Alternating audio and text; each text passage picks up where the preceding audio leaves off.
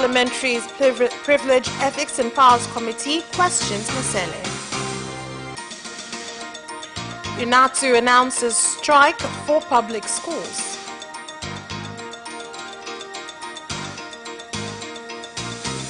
Sevilla Football Club to land in Dar tomorrow.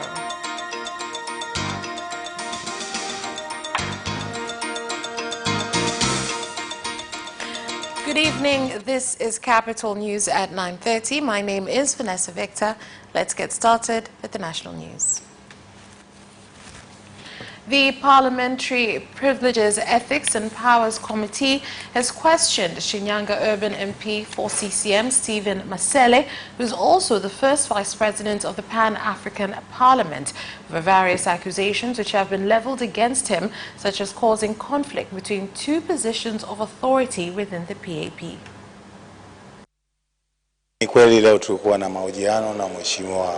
It is true that we had interrogations with Honorable Stephen Masele. He did appear at my committee as how he was directed. I have neither done anything against rules and regulations of the Parliament of the United Republic of Tanzania, nor as Vice President of the African Parliament. I have been doing work diligently and have never been given any warning of any mistake that I have ever made. And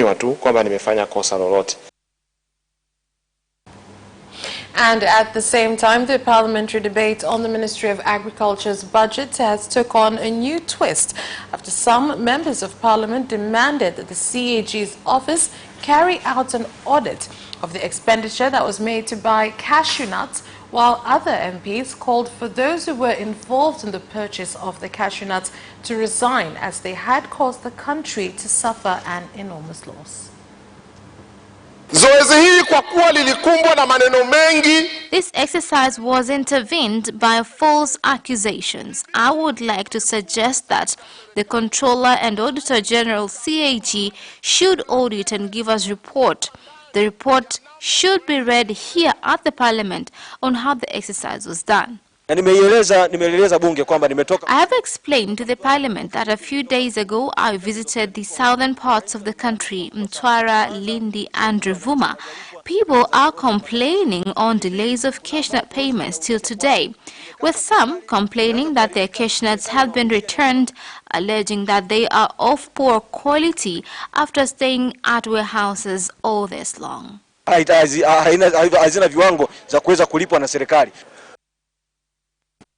In addition, other MPs had the opportunity to ask various questions concerning their respective constituencies during a Q&A session that were answered by the government. Although residents of Mkinga have a report that an expert has been found since November 2018, and there have been ongoing dialogues that were confusing on reducing the scope of work to be done before signing a contract. Is the minister ready to ensure to us that the dialogues were focusing on 35 villages of Mkinga getting water? Honorable Speaker, these boda drivers employed themselves under hard conditions and harassed by policemen, where most of the drivers ended up locked in prisons without any investigations or taken to court.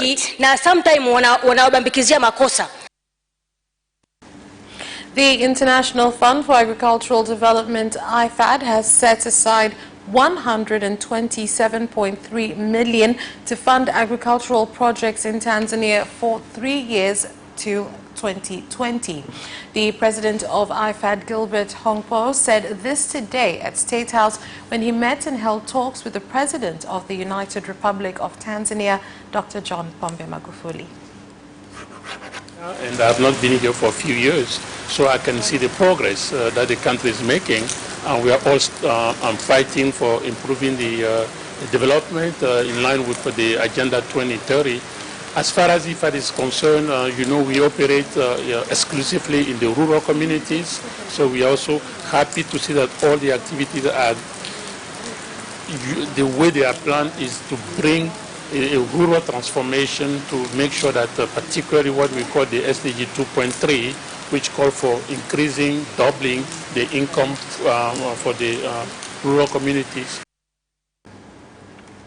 And pastoralists from villages in Longido district, Arusha region, have received free eye treatments from specialists from government hospitals and Lion Club, with many of them receiving referrals after being found to have large problems caused by the dry environment and lack of reliable water in the areas they live. We are happy for this service.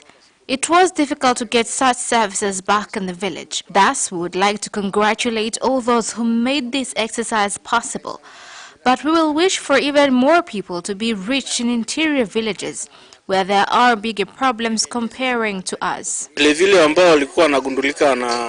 All those who will be diagnosed will be treated at St. Elizabeth Hospital or even referred to KCMC for further treatments. Among the leading diseases is trachoma, which mostly is found in Longido because of a dusty environment. There are water problems in Longido. That's why many people here have eye problems. We are here to test them and manage diseases that can be handled here. But we shall refer other cases to St. Elizabeth Hospital and KCMC Hospital.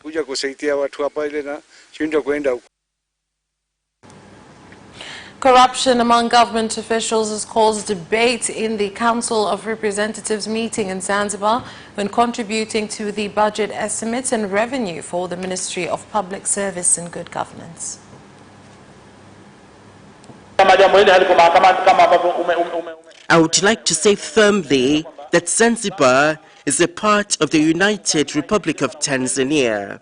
Therefore, I must emphasize that any agreement which is signed by the Union Government of Tanzania must also be carried out here on Zanzibar as well.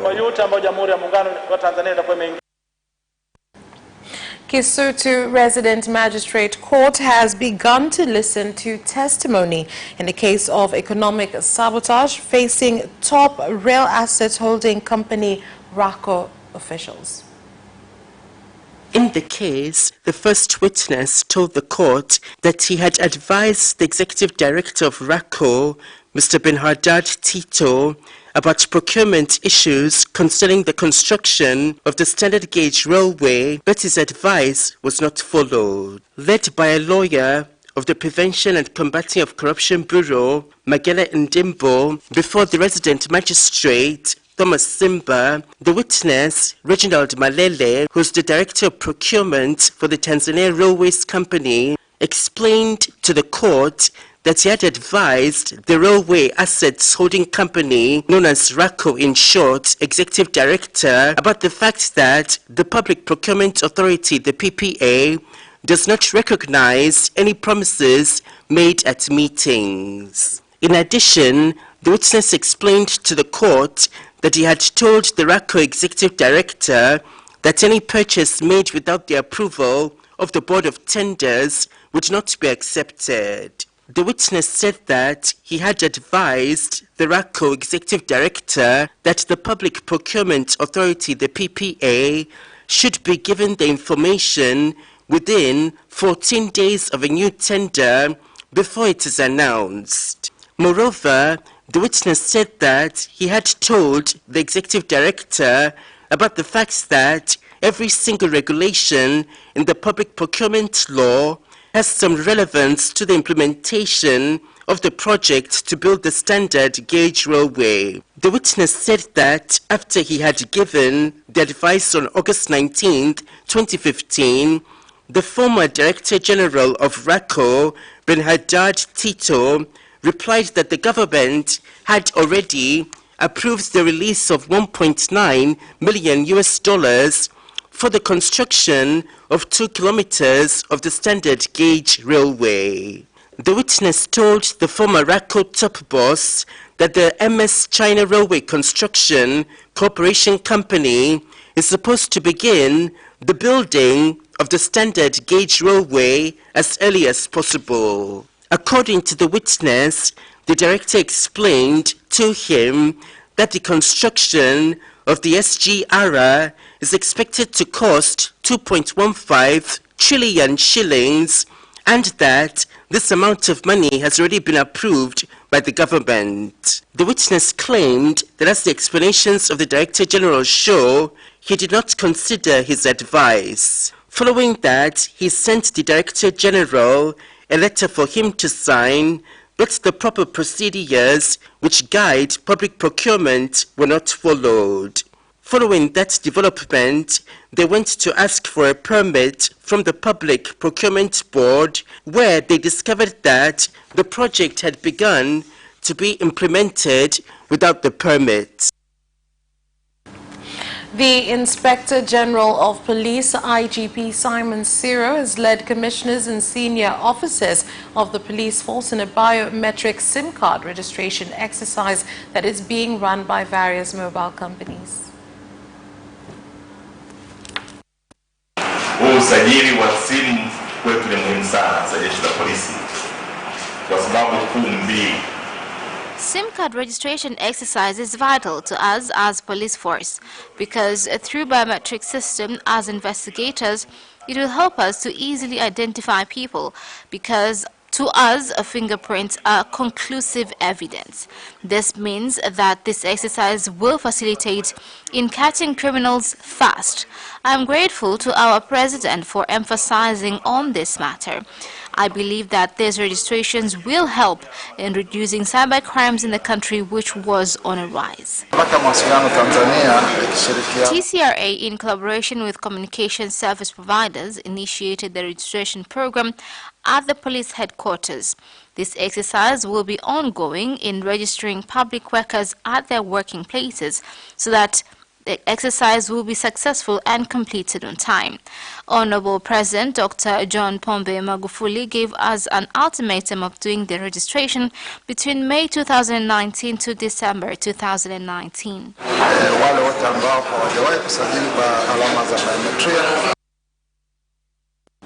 Sokoine University of Agriculture has entered into an agreement with South Korea and France for the construction of a training college to deal with climate change for farmers, as well as to sponsor lecturers and students to go and study in their countries.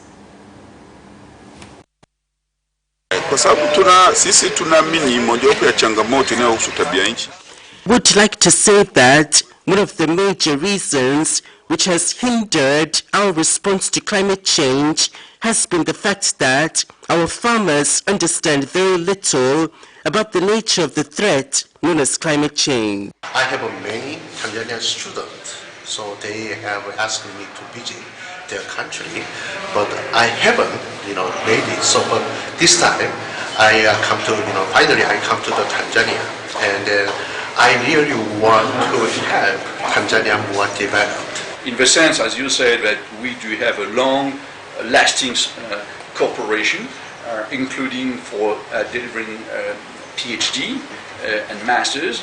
We will see how to make better in that sense, because training is absolutely crucial.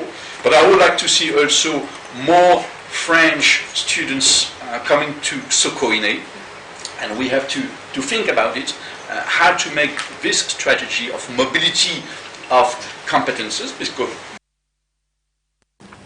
And stakeholders of the fishing sector in Equatoria have commended the government in their fight against illegal fishing through various operations conducted at the lake aimed at stopping smuggling of fish and conservation of the environment to ensure that there is productive fishing.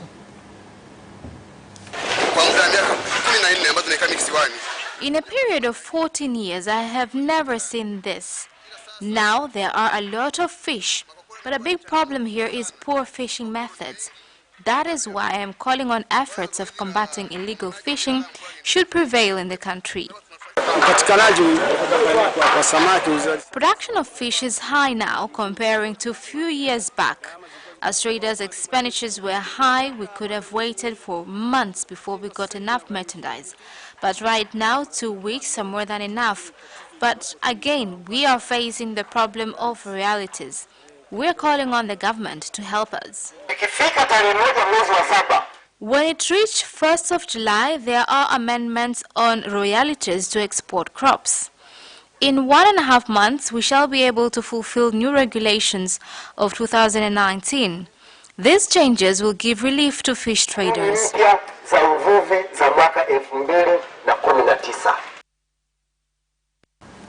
And that is all for national news. International news is next.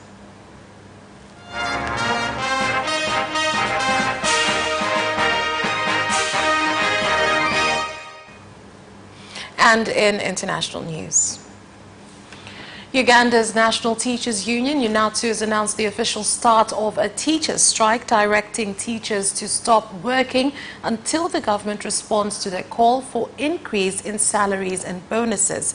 At the same time, the National Organization of Trade Unions, NOTU, has announced that they will call on all public workers to join the strike if the government does not look into their interest within the country. When we demand what we agreed on, it is our right to demand for a salary rise and benefits, just as members of parliament are planning to do. They're asking for a pay rise, citing increase in the cost of living and price inflation. Our message to the government is we shall not teach on a small salary. Moise Katumbi, one of the politicians that had been stopped from returning to the Democratic Republic of Congo by Joseph Kabila's government, has returned home to Lubumbashi, where he was received by thousands of his followers. Moise Katumba is a father of development. He is a brave man. By coming back to Congo, he's come to bring solutions to existing problems. He's very important for Congo. We are confident that he will bring a practical solution to the problems in Beni. His coming will bring peace. Civil society organs in Kenya have said that officers in the transport sector lose 900 million Kenyan shillings each month due to corruption that is claimed to be perpetrated by police officers. Now that traffic police are not carrying out their responsibilities of making sure that public transport owners are obeying set rules. Instead, they see it as an opportunity to ask for a bribe. That must change. The Police Inspector General must ensure that this sort of behavior is eradicated in police department. Every day, public transport owners lose at least 30 million Kenyan shillings, which is a lot of money. And some of the reasons why police officers ask for bribe is because public transport drivers do not follow rules, and if you fail to pay a bribe, you get fined. And that is where we end for international news. We'll be back with business news after this break. Watch Business Edition as we talk to business leaders and experts in sectors that are transforming Tanzania's economy. To be rich, I have to be a business person. It's not an easy road at all. People need to understand. You must quickly think, how cost effective are you going to be? Business acts as a way in which it can bridge that gap. Business Edition will keep you informed on latest developments in the financial sector, extractive industry, tourism, agriculture, energy, construction, and so much more. Meet entrepreneurs who create employment opportunities. Watch Business Edition on Friday at 8:15 p.m.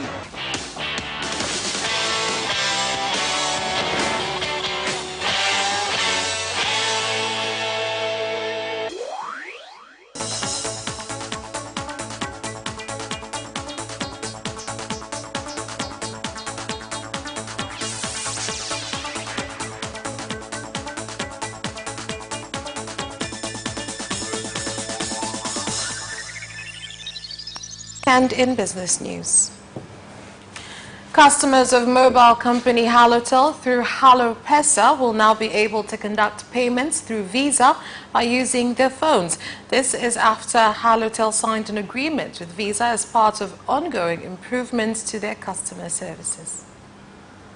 The opportunity to payment with Visa merchant through QR code that being rolled out as part of Visa on mobile expansion in the market. Therefore, with Visa on mobile service, customers will be able to access their fund directly from their bank account via their mobile banking after they send money to Arusha supply at zero cost SOS deposits and or withdraw cash at any Arusha agent. As much as anaweza kupokea Visa. Even for a shoe repair who accepts Visa, then through Halopesa, payment can be made for services using Visa on mobile phone.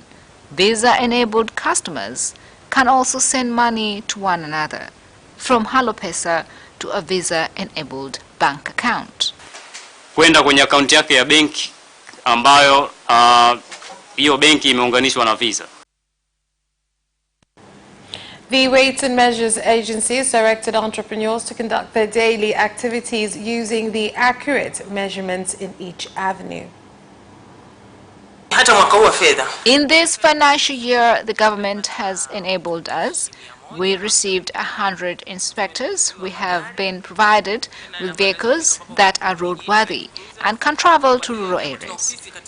It means that now we are able to travel to rural and marginalized areas too, so everyone can be reached.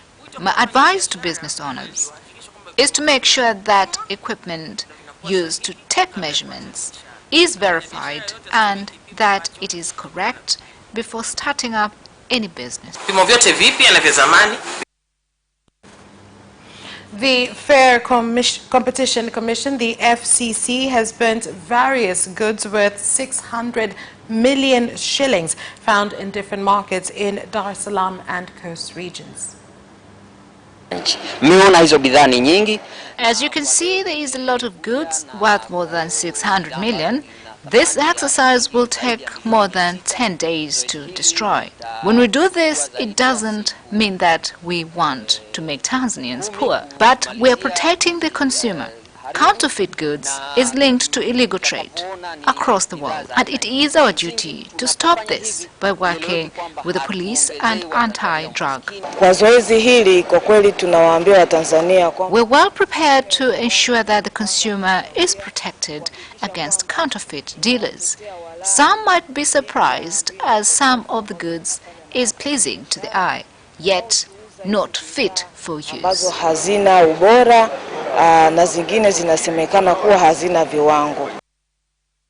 And that's where we end with business news. Sports is next.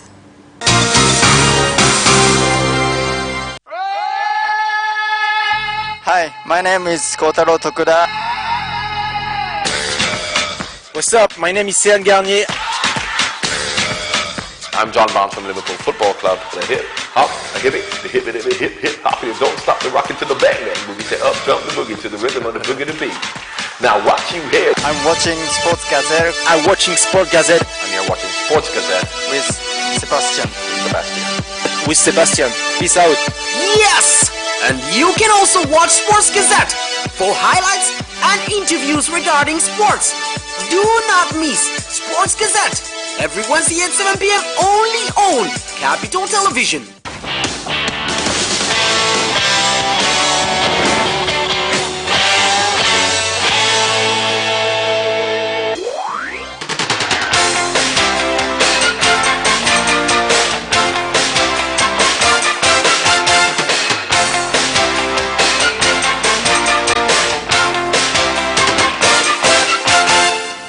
And in sports, Sevilla Football Club is scheduled to land tomorrow ahead of their encounter against the mainland defending champions and league leaders Simba Sports Club on May the 23rd.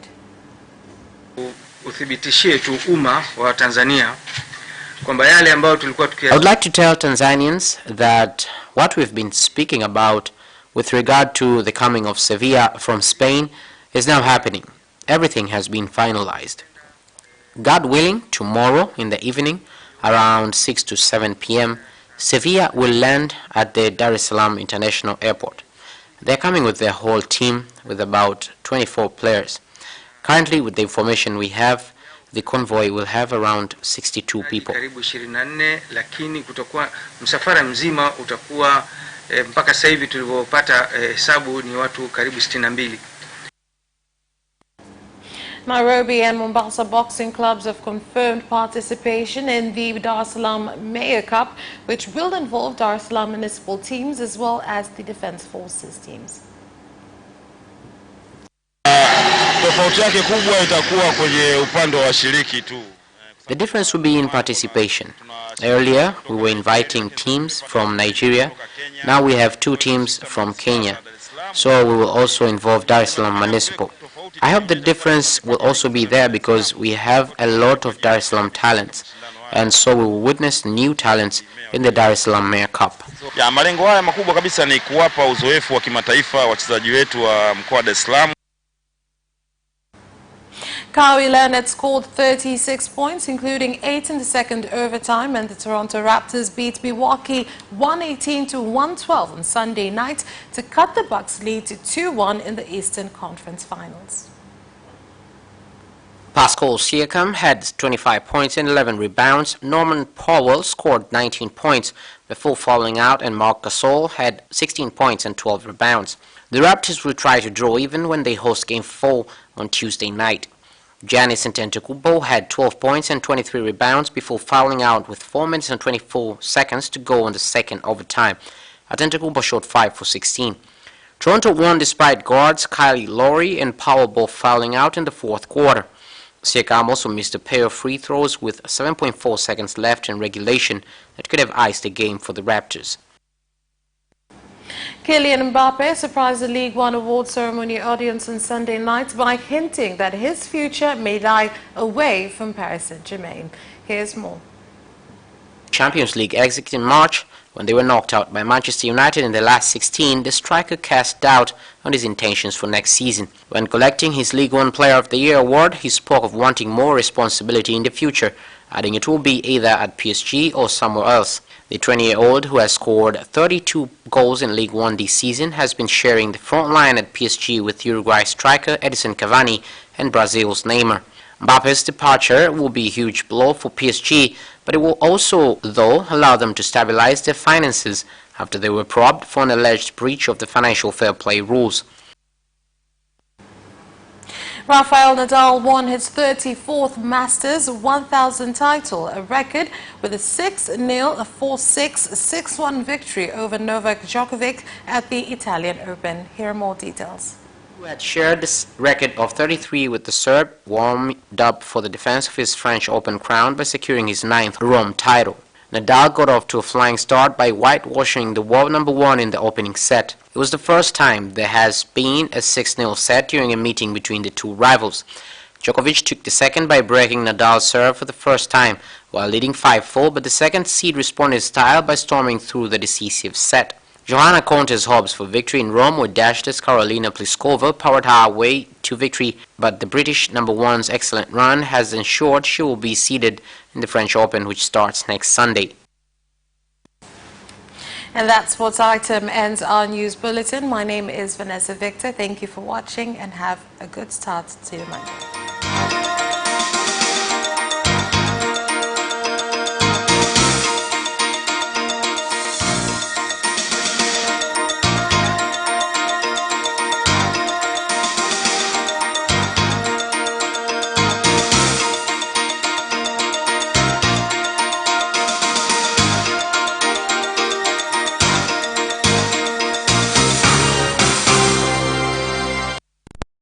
Kuhusu homa ya dengu. Homa ya dengu ni ugonjwa unaosababishwa na virusi vinavyoenezwa na mbu aina ya Aedes